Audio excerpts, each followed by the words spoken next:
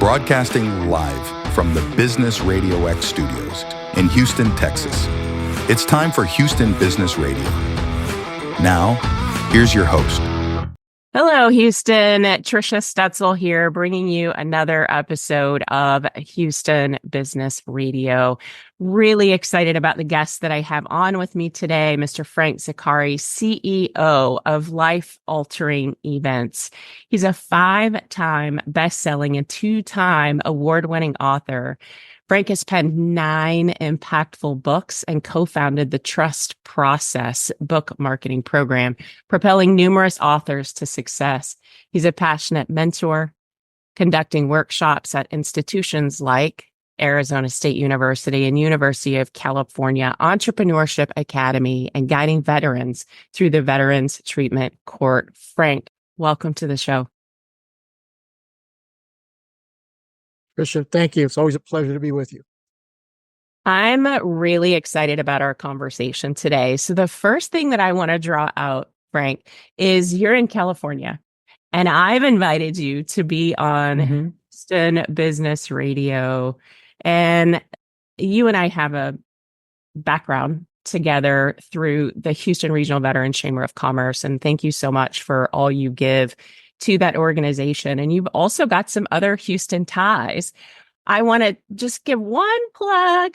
Thank you, Frank, for allowing so many of us to be authors in this best-selling book. It was an amazing experience. So let's talk about Frank's ties to Houston first. Sure, I'd be happy to. I love Houston.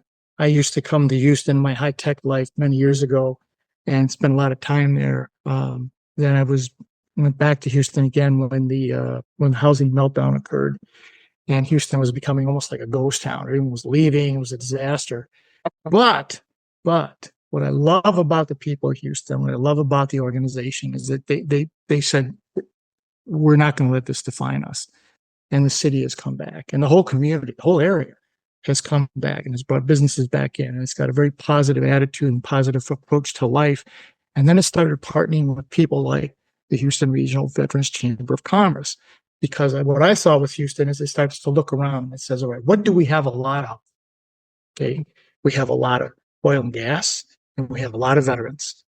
Okay, so how now do we take this big block of veterans that we have that are living in the Houston area, in the community, and bring them into the fold? Because these are the kind of people you want to own businesses and be part and be employees. Yeah.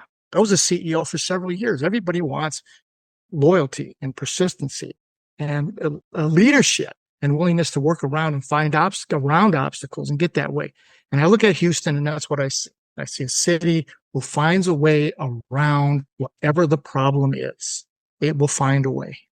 Yeah, absolutely. And just a note, we have the highest concentration in the nation of veterans, second highest, of veterans in the greater Houston area. And we're number 1 for female veterans in the nation here in the greater Houston area. So you're absolutely right. There is a huge market to be served here when it comes to our veterans and how we can help them. And for those of you who are only listening and are not watching the video, the plug that I was giving was on this beautiful book that Frank afforded many of us from the chamber and otherwise, but veterans, to co-author Business Secrets from the Battlefield to the Boardroom. And for most of us, Frank, it was our first time to go through that process. And I know that you have built a business around helping people with that. So would you just give us a short overview of your background to get started, and then we'll take a deeper dive? Sure. Very thumbnail sketches. I grew up in Western New York in the Buffalo area, and I was the only lottery I ever won was the military lottery, and my draft number was 10. So okay. That pretty much made a lot of decisions. Things were done; they were decided. I enlisted in the Air Force rather than going into the Army. I was during the Vietnam War, and so I was a medic in the military. Near the end of the war, I was not combat medic, but I was in the Air Force during that period of time. When I got out, I went back to school. And I got into the high-tech world, I don't know how or why, but I did. And I thought, well, I'll stay in high tech for a couple of years. My degree's in finance. I'll go back into the finance world. And 27 years later, I was a CEO of 2 companies up in Seattle, and it was still in high tech. All right. Which I loved. We had a domestic situation change, and I became a single father with my 2 young daughters. And so getting out of high tech was necessary because I was traveling too much and had to be a full-time father. I took over an insurance agency, which I tell everybody, if you come from high tech, proactive industry, and you go to insurance, reactive industry, it's like dying and going to hell. If you're a type A person, hell, you're like, oh God. But it was a means to an end. Had to get my daughters through school, had to get them into their first, what they call grown-up jobs, which we did. And they both doing very, very well. I got married again in my 60s. And so my wife had a house in San Diego, which is where I am now. And then I have a house in Scottsdale, Arizona. So we basically go between the two quite frequently. The book thing, for sure, nothing was planned. I didn't plan any of this. I was going through counseling after the divorce, and one of the counselors said, "Frank, you need to journal and write this down." No chance I'll write this down. I'm living it. I want to write it down. It's memorable. So one of my daughters said, "Yeah, Dad, do it." So I do stream of consciousness. I've never been trained as a writer. Never had, just stream of consciousness, write it down. And then go back and it's starting to make sense a little bit. Then I found that Cannabis, who became my publisher, and we put the book out. And the first book was, it was a good book, but I didn't know what I was doing, right?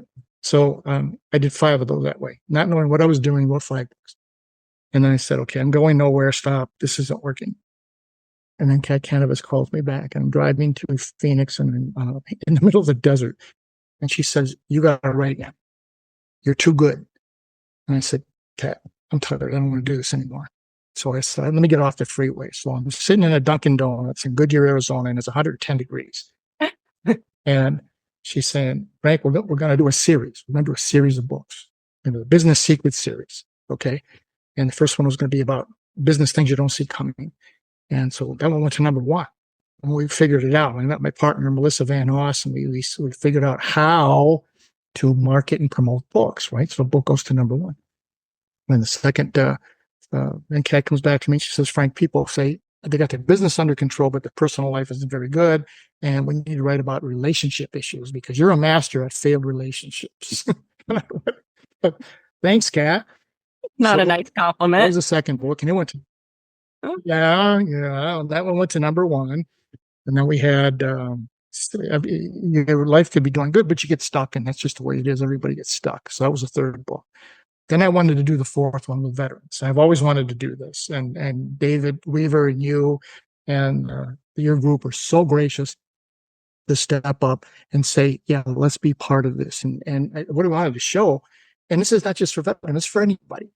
Everything's a transition. Every transition is difficult. So what are you going to do? And what is your goals? And how do you connect? And how do you reach out and find people? And that was what it was all about. And we talked to veterans. They all say, "Oh, I can't write. And my story's boring." And so as we did with this one, we sent questions and said, "Here, fill these out. We'll fine tune it for you." And what was amazing is as we were going through, we had 19 contributing authors. And as we were going through it, the women, their stories were so much better. They were so much more in depth. There was so much more emotion. There was so much more detail. And it made a huge difference. And the guys were good, but the guys said, "Yes, I'm there, do this." And then they're pretty much, to the point. Yeah. But the women veterans, we had a mom, a military mother, and then we had a woman who flew the troops over. She was a flight attendant, flew the troops over to Vietnam. And we got her perspective on what it was like interacting with the military. So the thing that I found in doing this book, and the thing that I find every time I go to Houston and meet with you and your team, is there's this resiliency. Okay. We're going to not just do, okay, here's something just for veterans. Okay, that's wonderful. There's 45,000 entities that deal with veterans. But you go to the other side and you go into the Houston community and you say, okay, Houston, we've got these people. You either got great employees or great businesses here. And what do you need? And how do we make it better for you? As opposed to what I see in some veteran groups that come on and say, look, we served you and now you owe us. Okay, well, then nobody owes you anything. No one owes you a thing. So what do you bring? What value? And when I read your story, Carlene and Latoya Westbrook, the story was, this is the value that I have. This is how you take all those skills that you've developed and you translate it, because the world is changing radically. I interviewed a futurist named Dr. Edward Hess from the University of Virginia at the Darden School. And he told me, he said, Frank, children that are in kindergarten today, right now today, 65% of them are going to work in a career that doesn't exist today. It doesn't exist. Wow. And I said, no, that's pretty intense. And he said, look over history. You went from the Industrial Revolution, those jobs didn't exist. And you went to the automation, that didn't exist in the tech world. He says, so it's a constantly evolving thing. So finding your value and finding your skills, and how do your skills translate? And I hear this all the time, particularly with veterans. I get ready to go, and I don't have any skill. Yeah, you do. Yes, you do. But let's sit down, and when you do a great job with working with veterans and working with the community, here's what they bring to the party. Here's the value proposition. Now, doesn't this make sense in your business? And if you have a business, doesn't it make sense to say, look, this is what I can bring, and you have to have value. It just can't be, I serve, so help me out here. It's got to be, I have value, and know what it is. And you guys do a great job. Thank you. I appreciate that. I love the mission of this particular chamber, because it's not just about networking. It really is about identifying all of those amazing veterans out there who have opened a business. And you've heard my story, John Cacalis. Many of us spent years as business owners without ever identifying as a veteran, because we didn't think we needed to.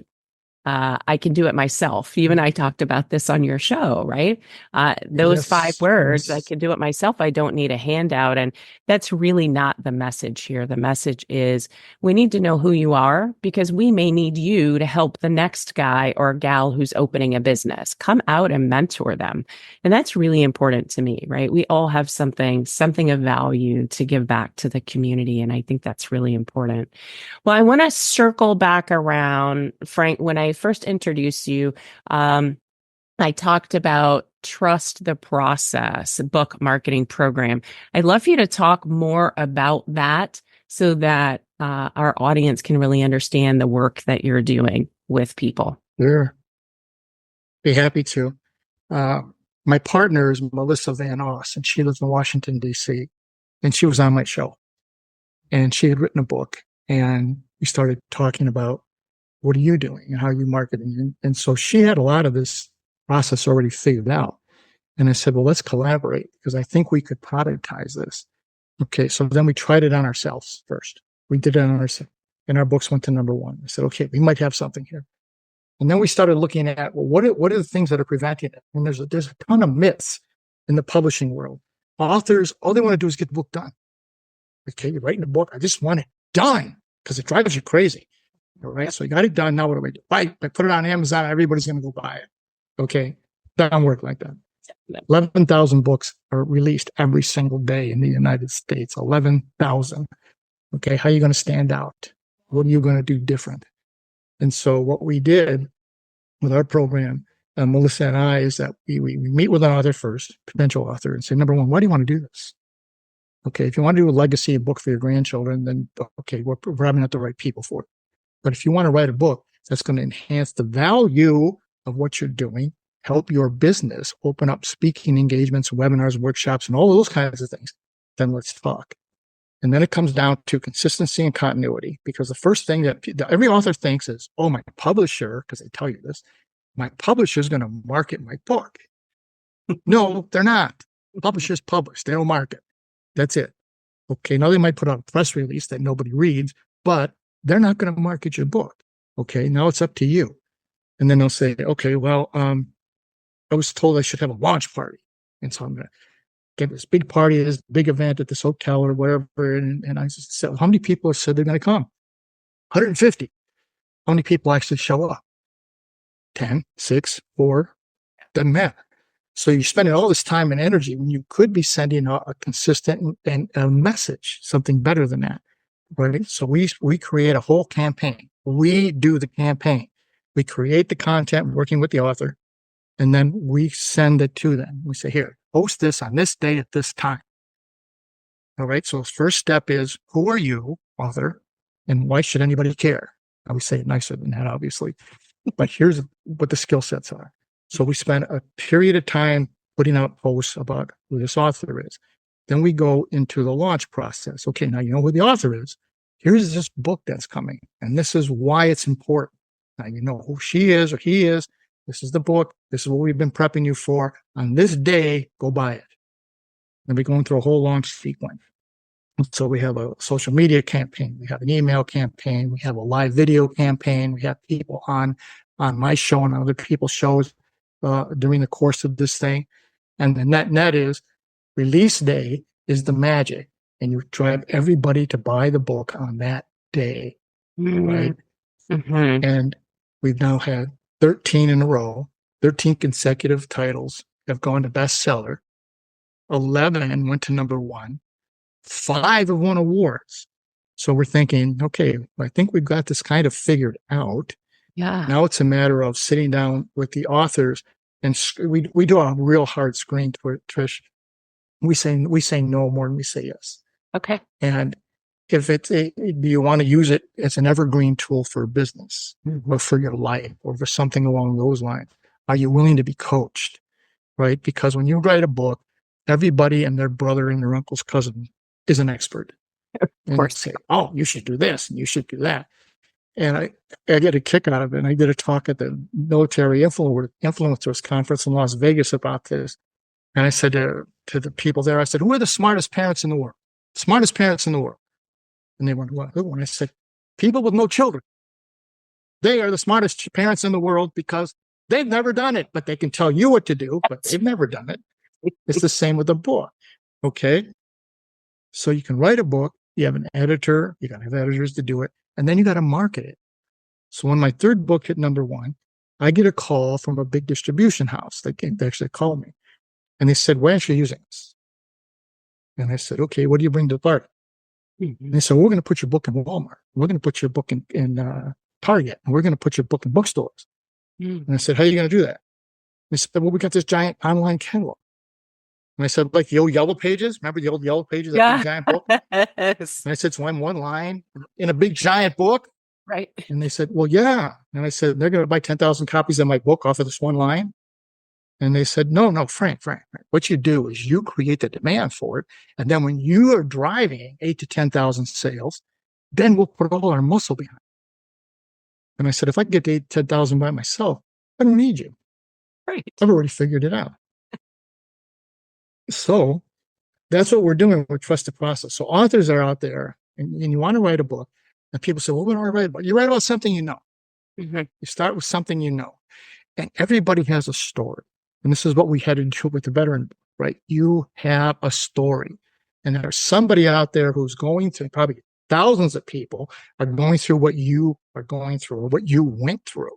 Mm-hmm. And that story, that book could be the thing that triggers them to continue going forward or gives them hope.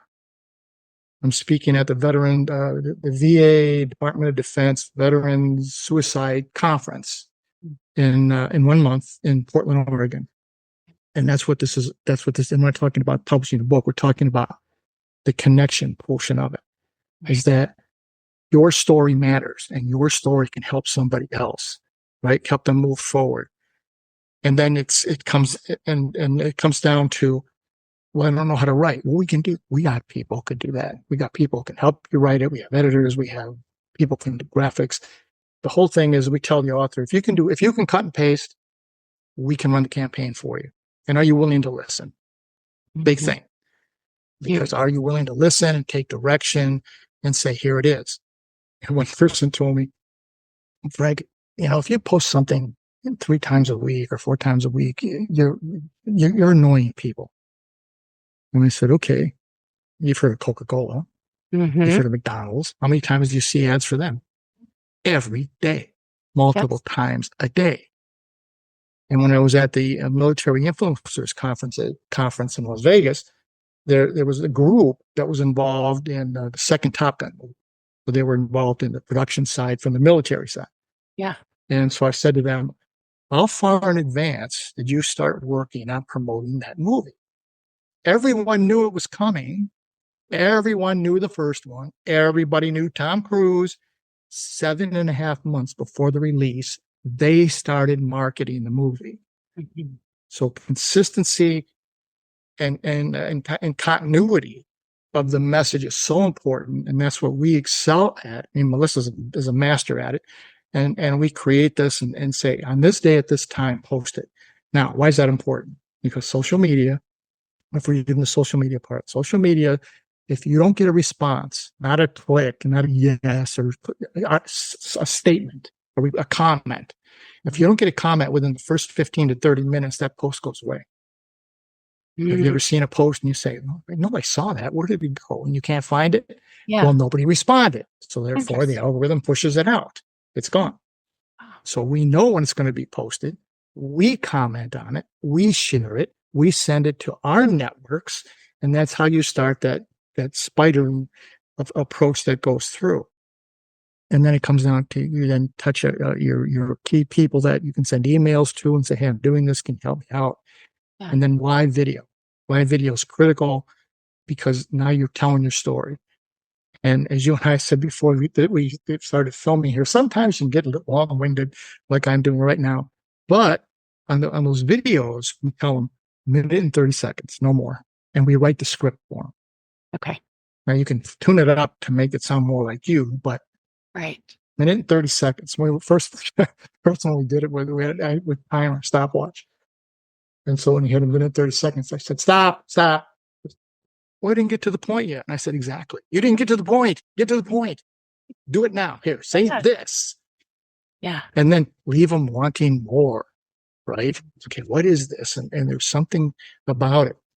And then we create an author page, one-page author sheet for the author. Okay. And then when we want to go to interviews or other certain things, we have them send that out. And then we have an award-winning journalist. And if the author wants to have a news article, not a press release, no one reads press releases, news article.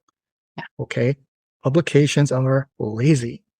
And if you send them an article that's already done and they have space or it fits it, they'll plug it in. So the last two that we did were picked up by 117 and 171 different publications, including Bloomberg, USA Today, New York Times, etc., because they don't want to pay for content and they don't want to pay for journalists anymore. Mm-hmm. So if you send them something that's already done, they may just pop it in.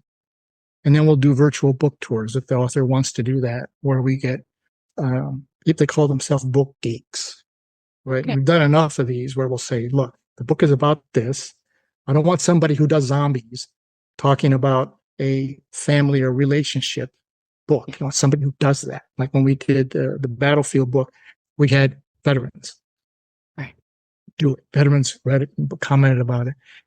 And the beauty is when you reach out and you ask people or friends or you build a relationship or help, they will help you. Because everybody says, how can I help? How can I help?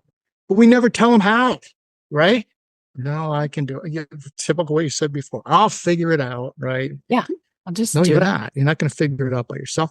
These people are willing to help. Tell them, do this for me, please. Well, and that's how the program works. It's so far so good. I've seen part of this process work live with the book that we put together together. And using that process where we reached out, you fed us everything we needed. Here's an email template, send this out by email, put it out on social. And I had so many people interested because I was engaging with them, saying that I had written my story in this book. And so many people reached back out to me and said, I bought the book and it was amazing. And so I know we didn't use the whole process around this particular book, but we used parts of it, and I know that it works. And I think it's really important to have somebody like you on your side if you're going to write a book, because you're right. You write a book and then what? You don't know how to get through the rest of the process. And that's what you guys have built out, and I think is so amazing. So Frank, as we close up, can you share the name of your show, where people can find it, and how they might reach out and contact you? I know you're also on social, so if you want to give those channels as well. We have my website is frankzaccari.com. We have a new one coming out, authorstrusttheprocess.com. It's not done yet, but it'll be done soon. I'm on LinkedIn. I'm on Facebook. I'm easy to find. LinkedIn usually is the best place. I get a lot of emails. frankzaccari@gmail.com. I keep everything simple because I'm old and I can't remember all the passwords and logins. Yep. So let's make it simple. Yeah, absolutely. There's just too many. Yeah. You can call me 916-718-5517. I'm easy to find, and we're very open to have a conversation. With our new site, Authors Trust the Process, there'll be information where people can fill out what it is they're trying to do or what they want to do, and then we'll set up a time to meet with them. Wonderful. Frank, thanks so much for being with me today. This is so much fun, and we may have to have you back to talk about some other things. Okay. Anytime. Happy to do it. Well, thank you. I appreciate it. And that's all the time we have for today's show. Join us next time for another exciting episode of Houston Business Radio. Until then, stay tuned, stay inspired, and keep thriving in the Houston business community.